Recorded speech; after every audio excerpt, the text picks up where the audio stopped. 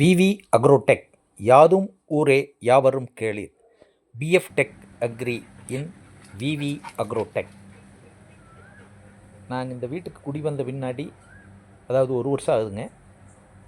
இந்த ஒரே இடத்துல 2 மரம் அப்படியே மேலே அது வளர்ந்து வந்திருந்தது. அதுக்கு அப்படியே வட்டைப்பாத்தி பிடிச்சி தண்ணி விட ஆரம்பித்தோம். அப்போ நாங்கள் வர்றப்போ அதில் காயே இல்லைங்க.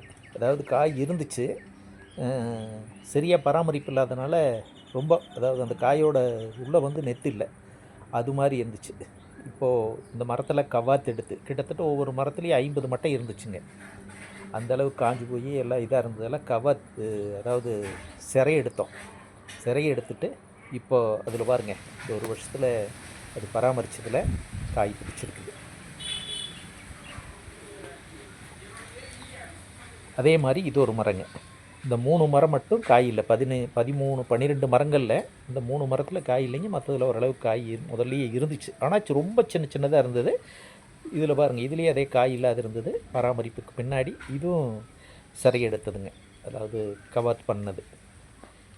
இதுலேயும் பார்த்திங்கன்னா இப்போ காய் பிடிக்க ஆரம்பிச்சிருச்சு, குறும்பை இதுலேயும் பிடிக்க ஆரம்பிச்சிருச்சு. இதில் எல்லாம் வந்து இன்னும் கழிவு நிறையா போடலைங்க. அந்த இலைக்கழிவு இது மட்டும்தான் மண்புழு உரம் போட்டோம் ஒரு டைம். அடுத்து இலைக்கழிவு தான். இன்னும் முழுக்க இது வந்து பராமரிக்கலை.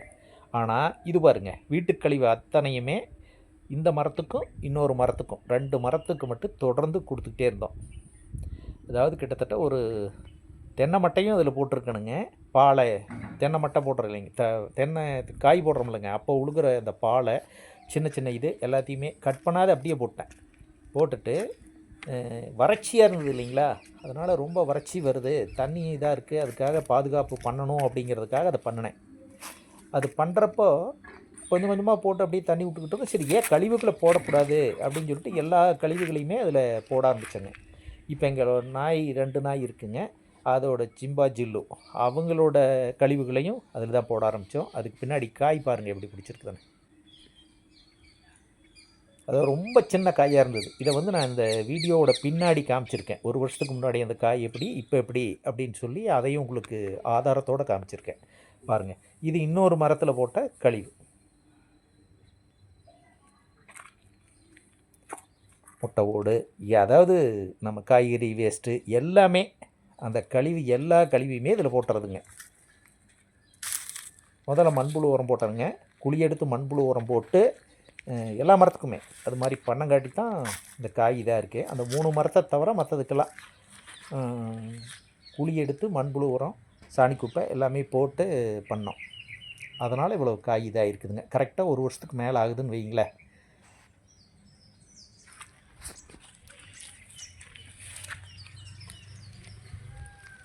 இப்போ பாருங்கள், இந்த மரத்தில் காய் எப்படி பிடிச்சிருக்குன்னு காட்டுறேன் பாருங்கள்.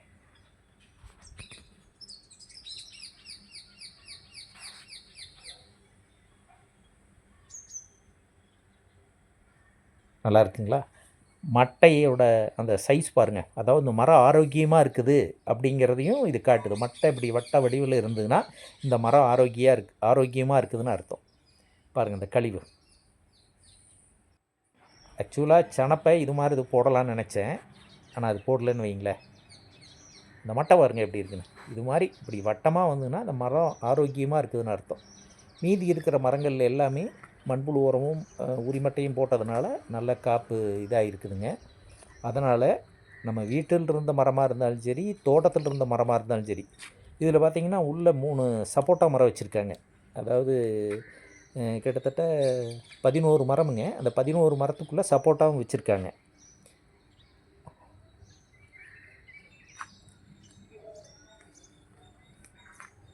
இந்த மரத்துக்கு இன்னும் இது கொடுக்கலைங்க. இந்த இதுக்கு பக்கத்தில் இருக்கிறதுனால அதுக்கு இன்னும் உரம் கொடுக்கல. அதை 3 மரம் சொன்னேன் இல்லைங்களா, அந்த 3 மரத்தில் இது ஒன்று.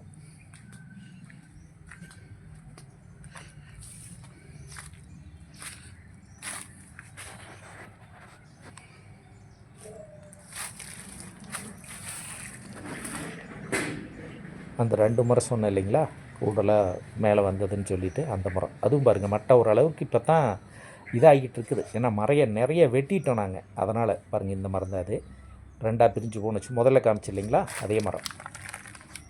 அதாவது அந்த மட்டை வந்து இப்படி வட்டமாக வந்துச்சுன்னா அந்த மரம் ஆரோக்கியமாக இருக்குது அப்படின்னு அர்த்தமுங்க. இன்னும் இதுக்கெல்லாம் வந்து அதிகமாக கொடுக்கல.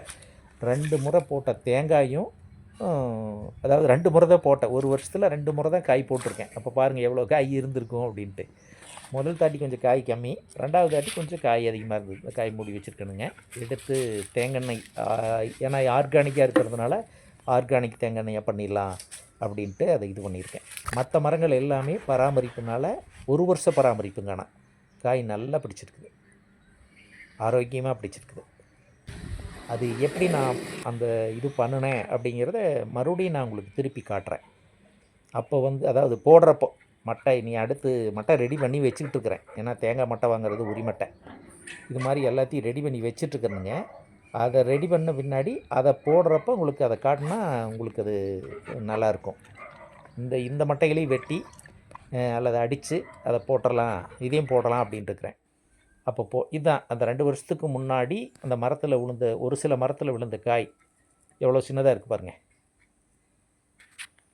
இப்போது 1 வருஷத்துக்கு பின்னாடி நான் இதெல்லாம் கொடுத்த பின்னாடி அந்த மரம் எப்படி வந்திருக்குது பாருங்கள். கழிவுகள் போட்டது, மண்புழு உரம் மெயினாக கொடுத்தது, இதெல்லாம் கொடுத்த பின்னாடி நல்லா இருக்குதுங்க. இப்படி மூடாக்கு மாதிரி அந்த கழிவுகளையெல்லாம் போட்ட பின்னாடி பார்த்தீங்கன்னா ஈரம் நல்லா கட்ட ஆரம்பிச்சிருச்சுங்க. நன்றி, வணக்கம். யாதும் ஊரே யாவரும் கேளீர்.